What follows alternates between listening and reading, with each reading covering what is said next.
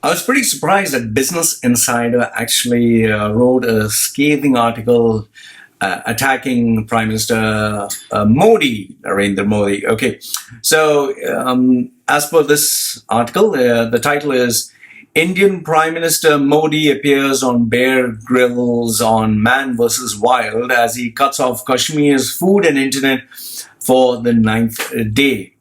I'll read out the article. This is what it says. Indian Prime Minister Narendra Modi appeared on an episode of Man vs. Wild along with survivalist Bear Grylls on Monday night. The episode appears to be an untimely publicity stunt as the Indian government continues to limit Kashmir's access to food and the internet for the 9 consecutive days. Since Modi became Prime Minister in 2014, his government has spent more than 700 million on cultivating the strong man image. Okay, well, you can't help it because nowadays people have their marketing departments that like to portray or personify a particular image. You can have it either for, like, for example, Justin Bieber, whether Vladimir Putin, whether Donald Trump. Everyone has their PR agency or branding agency. Okay, so as for this article, it's in this episode broadcast by Discovery Channel India on Monday night. Discovery Channel also needs eyeballs and eye views. Modi built makeshift rafts and discusses growing up in a poor family, which he wants to connect to the poor people. And yes, obviously, it's speak about poor family, stuff that connects people. He and Grylls crossed a river at Jim Corbett National Park in northern India, the Guardian reported.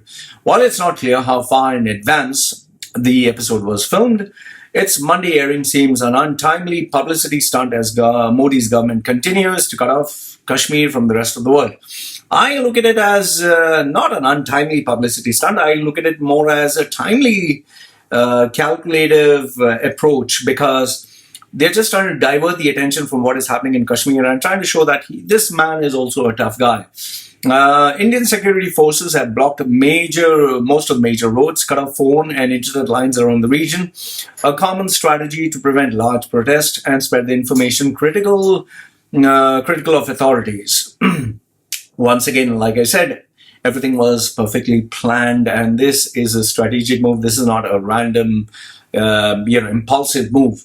Some journalists on the ground have been offered satellite phones, so 100,000 rupees, around $1,500, so they can keep reporting. The crackdown came after the Indian government removed a constitutional provision that guaranteed the independence of Jammu and Kashmir region, make its own laws, prevent outsiders from buying properties and seeking government jobs in mostly Muslim region.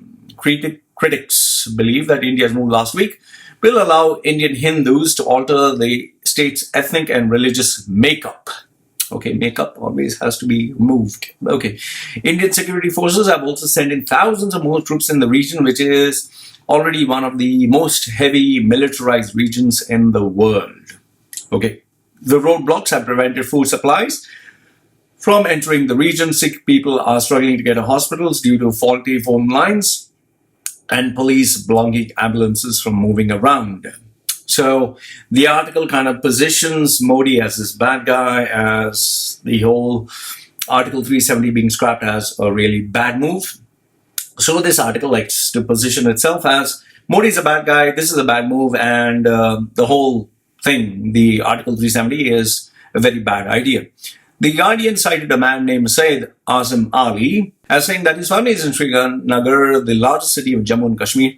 They have been eating dried vegetables because of food shortage. Okay, other residents have been stockpiling medicines and food in preparation for the disruption amid Eid al-Adha, a key festival in Islam, which takes place, the Associated Press reported over the weekend.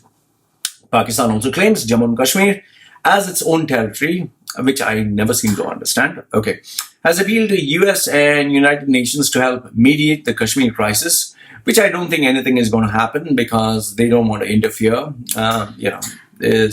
United States will only take action where it benefits them the most, not where it doesn't benefit them. While India repeatedly maintains this is a regional issue, the cult of Modi. This is the next part of the article. It says, Monday's Man vs. Wild episode appears to be another attempt by Modi to build his cult of personality in the country and drop nationalistic support, which I totally agree. Okay, the strongman leader has participated in multi-photo ops to boost his image, as well as that of the right-wing Bharatiya Janata Party, which has since becoming Prime Minister 2014, which I think is a very intelligent move. I think all parties need to do this moving forward. His government has spent more than 52 billion rupees, 782 million, in pro-BJP ads or social media posts since 2014 financial year. India Economic Times reported last year. I don't see what is wrong in spending your own money for doing your own stuff or people who support you. So it's like, for example, my money, I spend it the way I like. So what seems to be the problem? Where do they expect to spend this? And obviously, because they spend this kind of money, they are getting more money. So it's an investment.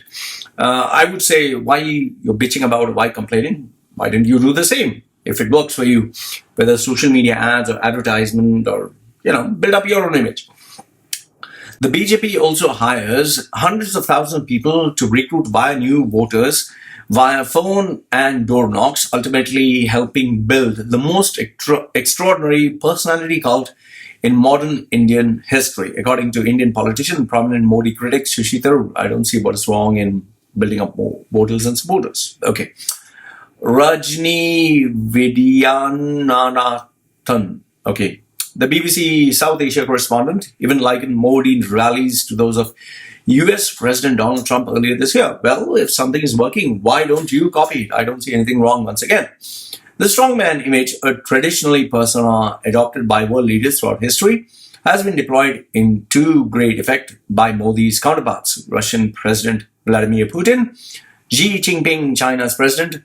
Putin also takes advantage of numerous publicity stunts to assert his macho image, famously riding shirtless on a horse's back while on holidays in Serbia, which I don't see wrong again. Like I told you, I just feel this article, I don't know much about Modi. I'm not a supporter of his. I'm not against him.